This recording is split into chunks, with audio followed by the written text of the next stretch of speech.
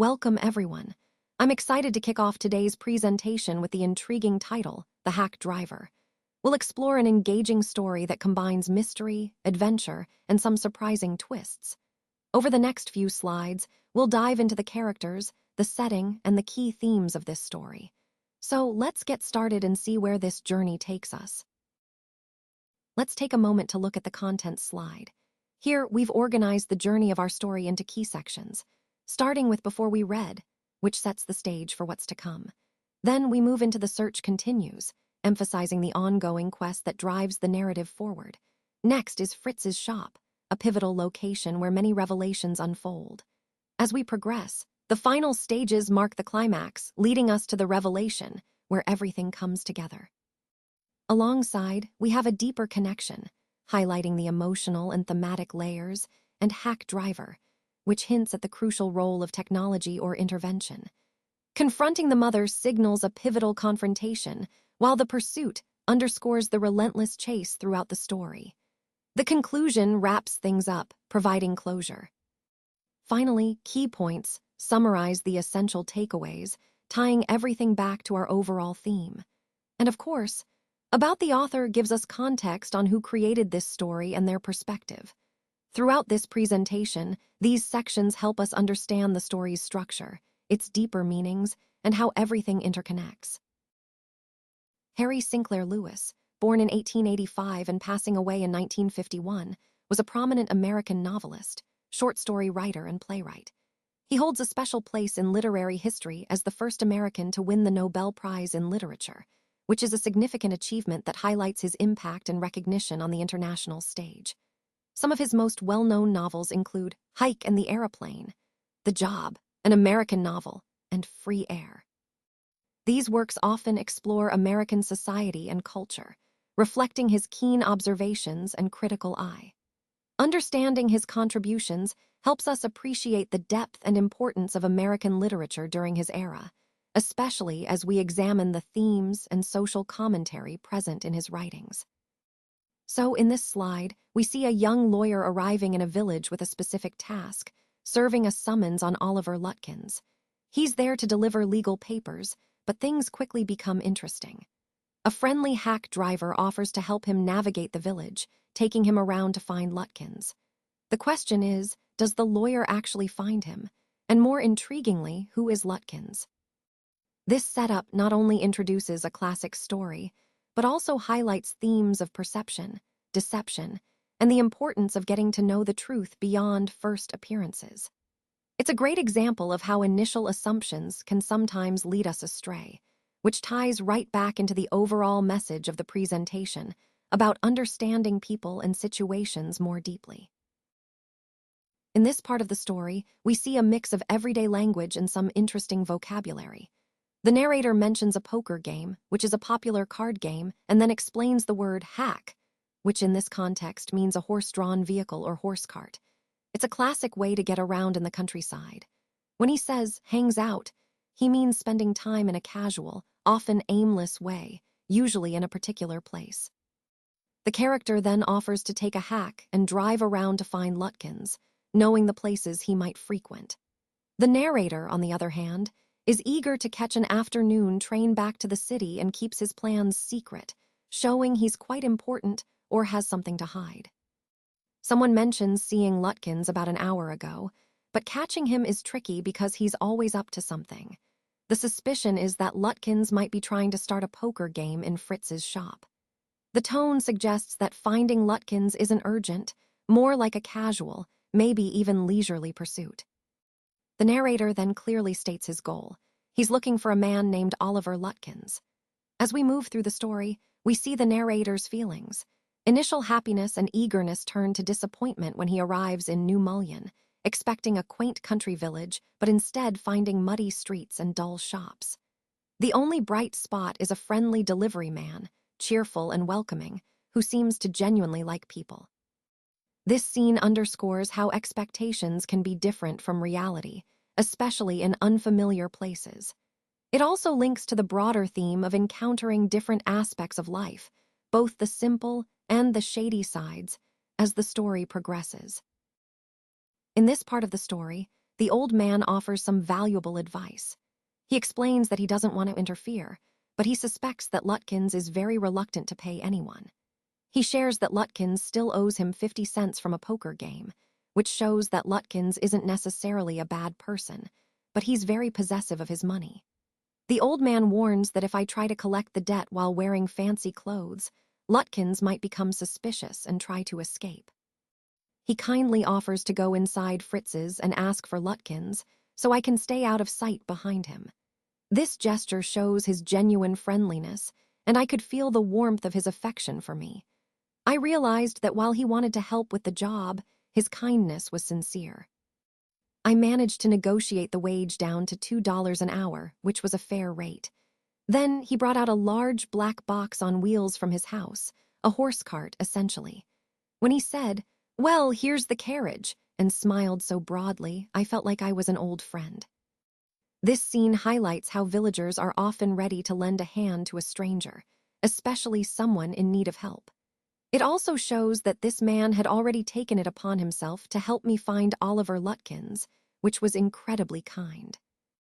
Overall, this part emphasizes trust, kindness, and the importance of community support in unfamiliar situations. Yes, Lutkins is just as likely to be there as anywhere else. He's known to play a lot of poker, and he's quite skilled at deceiving people. Bill seemed to genuinely admire Lutkins' talent for dishonesty. It made me think that if Bill had been a policeman, he probably would have caught Lutkins with respect, and honestly, a bit of regret for having to do so.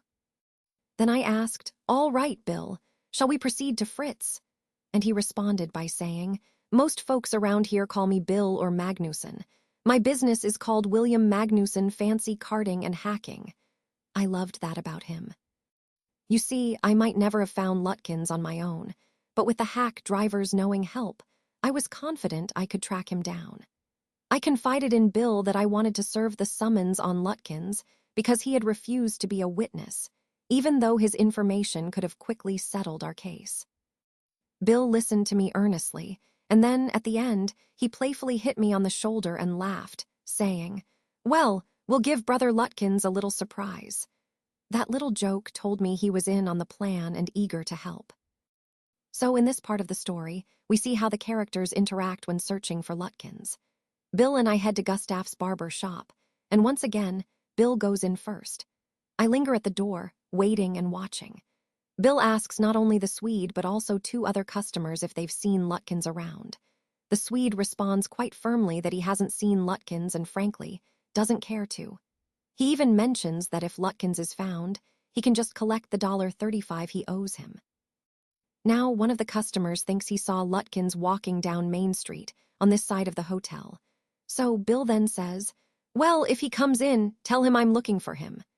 Fritz, who is behind Bill, looks at me and hesitates before finally admitting that Lutkins was there earlier but has probably gone over to Gustav for a shave. Bill then takes me into Fritz's shop and asks casually, "Have you seen Oliver Lutkins around today? A friend of his is looking for him," which shows how casually they're trying to gather information. This scene highlights how people give clues in a friendly but somewhat indirect way, and it also sets the stage for how the search for Lutkins unfolds. It's an interesting look at how communication and perceptions play a role in these interactions. Well, I ought to go home to the wife. I don't care much for these restaurants, only 4 of them and they're all bad. Tell you what we'll do. We'll get the wife to pack up a lunch for us.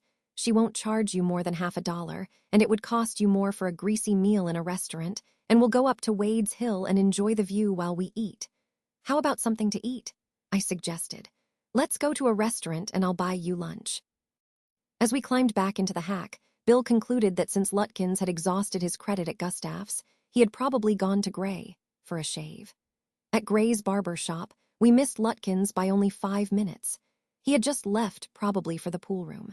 At the pool room, it appeared that he had just bought a pack of cigarettes and gone out.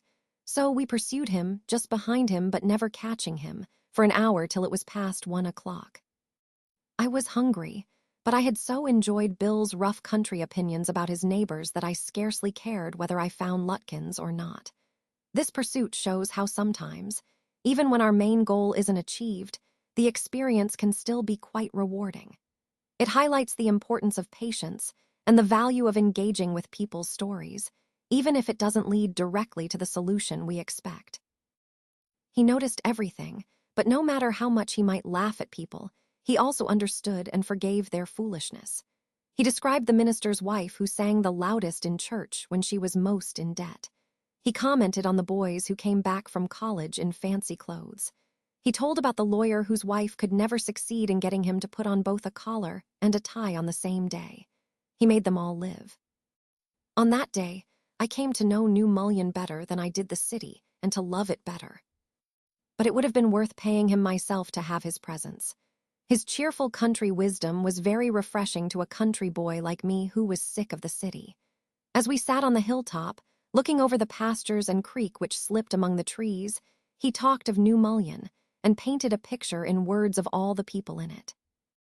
I know that Bill's helpfulness to the young fellow from the city was not entirely a matter of brotherly love. I was paying him for his time. In the end, I paid him for 6 hours, including the lunch hour, at what was then a very high price. But he was no more dishonest than I charged the whole thing to the firm. I know Oliver's mother. She's a terror, Bill sighed. I took a trunk out there for her once, and she almost took my skin off because I didn't treat it like a box of eggs. She's about 9 feet tall and 4 feet thick and quick as a cat, and she sure can talk. I'll bet Oliver heard that somebody's chasing him, and he's gone on there to hide behind his mother's skirts. Well, we'll try her. But you'd better let me do it, boy. You may be great at literature and law, but you haven't had real training in swearing. We left that peaceful scene of meadows and woods and resumed our search for Oliver Lutkins. We could not find him. At last, Bill cornered a friend of Lutkins and made him admit what he guessed. Oliver's gone out to his mother's farm, 3 miles north. We drove out there, laying plans. Bill didn't know about colleges and cities, but he had traveled around a lot of the country and had had a lot of jobs. From his adventures, he had brought back a philosophy of simplicity and laughter. He strengthened me, showing that even in tough situations, a positive outlook and a bit of humor can help us keep going. Now we examined the barn and the stable. We were reasonably certain that Lutkins was not there. It was nearly time for me to catch the afternoon train, so Bill drove me to the station. Outside, Bill whispered, "Let's get out of here, she'll murder us." Then he added, "Did you see her smile? She was laughing at us." I agreed that her treatment was pretty disrespectful. We did, however, decide to search the house. Since it was only 1 story high, Bill went around it, peering in at all the windows. Bill made me seem very important, and the woman was quite impressed. She then retired into the kitchen, and we followed her inside. Suddenly, she seized an iron from the old-fashioned stove and marched toward us, shouting, "You search all you want to if you don't mind getting burnt first." She shouted and laughed as we retreated, clearly frightened. At this point, I told her, "Now, look here. We've had just about enough nonsense. This young man represents the court in the city, and we have a legal right to search all properties for Oliver Lutkins." She yelled back, "I don't know anything about Oliver, and I don't want to." Finally, we drove into a poor farmyard and faced an enormous, cheerful old woman.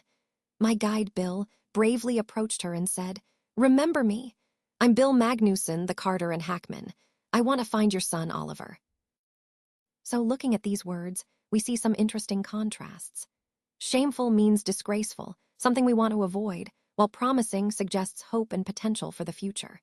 Hinted means to suggest something indirectly, and digging refers to tilling the soil, which is a physical manual task. Ditches are trenches or drains, often dug for drainage or other purposes. Loafing means spending time idly, without purpose, which can sometimes be seen as wasted time. In the story, the chief almost murdered me because he hinted that I might do well at digging ditches. I was then ordered back to New Mullion, and I took a man with me who had worked with Lutkins. I was a bit sorry because that meant I wouldn't be loafing around with Bill anymore. But despite not focusing much on Lutkins, the office was very upset about him. The next morning, the case was coming up in court, and they needed Lutkins. I felt like a shameful, useless fool. My promising legal career was almost over before it even started. On the way to the city, I didn't worry much about not finding Lutkins. Instead, I was preoccupied with thoughts of Bill Magnuson. I even considered returning to New Mullion to practice law, because I realized that Bill was so deep and richly human that he made me think about a different life, one beyond the strict confines of universities and law firms. I pictured a life filled with honest, simple, and wise neighbors like Fritz and Gustav. I was excited because I saw this as a kind of treasure, a new way of life that I had discovered, one that felt more genuine and fulfilling. Now, let's look at some key moments from this part of the story. First, we see Lutkins joyfully telling someone, "I told them about you and they're anxious to look at you." This shows how he's eager to share his connections and make himself seem important. He also mentions that his friends are about the only folks in the town that missed seeing you yesterday, which highlights how well-known and connected he tries to appear. Next, I want to point out a moment that really struck me. When I served the summons, Lutkins and his mother laughed at me as if I were a bright 7-year-old. Despite that, they kindly invited me to join them for coffee, showing a friendly side that contrasts with their earlier mockery. This teaches us about the complexity of people, how appearances can be deceiving. Then there's the part where Lutkins helps me hunt for Oliver. When I ask if Lutkins helped, I say, "Yes, he helped me a lot," and someone responds, "He must have, he's Lutkins himself." This is a humorous acknowledgement that Lutkins is clever and knows how to help, or perhaps deceive. Finally, at the train station, I spot Bill waiting near his cart, and surprisingly, Lutkins' mother is there talking and laughing with him, not quarreling as you might expect. I point him out to my companion, saying, "There's a fine fellow, a real man," emphasizing how appearances and perceptions can be quite different from reality. Overall, this part of the story reminds us to look beyond surface appearances and understand the true character of people, which ties into our broader theme of perception versus reality. Now, let's look at the key points from this final slide. First, we see that the narrator, after completing his law graduation, joined a big firm as a junior assistant clerk. This sets the stage for his journey into the legal world. Next, the story highlights how he tries to locate Lutkins, a suspected criminal, by visiting his village and talking about country life, which shows his effort to understand the environment. The story then reveals that he hires a hack driver, pays him for 6 hours, and relies on him to find Lutkins. However, despite all this effort, they fail to find Lutkins, illustrating the challenges of fieldwork. Interestingly, the hack driver, who appears helpful, is actually Lutkins himself, which the lawyer only discovers later. This twist emphasizes the importance of not trusting appearances blindly. Finally, the lawyer feels embarrassed and unhappy when he ends up serving a summons to Lutkins in a humorous situation, and his supervisor is angry about his failure. Overall, this story underscores themes of perception versus reality, the value of local knowledge, and the importance of humility in the profession.